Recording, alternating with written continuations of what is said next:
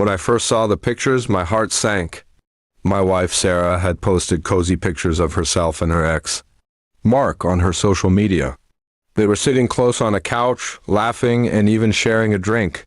The caption, "If you're jealous, that's your problem," was written under the images. It was like a slap to the face. I thought we were happy. We had been together for 5 years, and I never doubted her loyalty. Sure, we had our ups and downs, like every couple, but nothing that seemed irreparable. We had recently moved in together and were even talking about starting a family, but now all of that felt like a lie. I tried to brush it off, thinking it was nothing. Maybe just a nostalgic moment between old friends. But the more I looked at those pictures, the more uneasy I felt. Sarah had always told me that Mark was just a friend, but now I wasn't so sure. That night, when she came home, I couldn't hold it in any longer. "Sarah, what's going on with you and Mark?" I asked, trying to keep my voice calm. She smiled, almost too casually. "Oh, come on, it's nothing. You're overthinking this.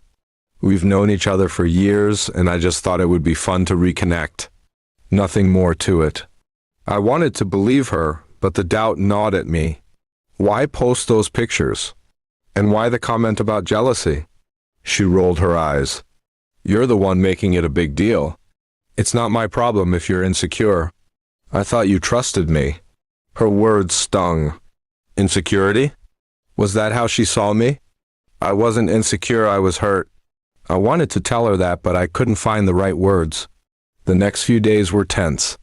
I couldn't stop thinking about those pictures and her response. I began noticing small things. Her phone was always face down when she left it around.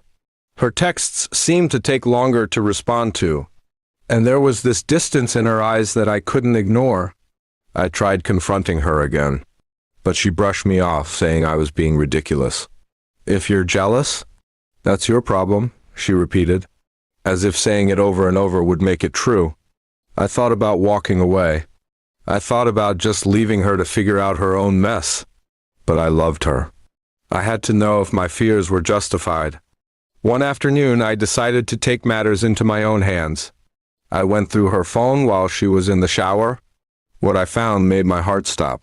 There were several messages between Sarah and Mark, messages that were flirtatious, even suggestive. She had been lying to me all along. I felt betrayed, not just by her, but by everything I thought we had built together. I waited until she got out of the shower and confronted her with the evidence. Her face turned pale when she saw what I had found.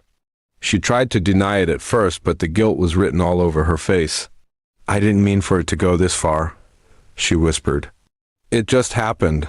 Mark and we reconnected, and I didn't know how to stop it. I was shaking both from the anger and the heartbreak. So, all these years, I was just some guy you kept around while you were messing with your ex?" "No," she said quickly. "I love you. I didn't want to hurt you, but it didn't matter anymore. The trust was gone. The bond we shared had been broken, and there was no going back. I realized then that I had to leave. Not just for my own peace, but because I deserved better. I packed my things that night. When I walked out the door, Sarah stood there, frozen in disbelief. But I didn't look back. There was no point in staying where I wasn't wanted, where I wasn't truly loved. In the days that followed, Sarah tried to reach out, apologize, and beg for forgiveness. But I had already made up my mind. The pictures, the lies, the betrayal, they were all too much to overcome. I never spoke to her again after that day. It hurt, but it was the only way to move forward. There was no room in my life for someone who didn't respect me, who would rather play games with an ex than cherish the man who loved her. And as for her comment, "If you're jealous, that's your problem," it was no longer my problem. It was hers.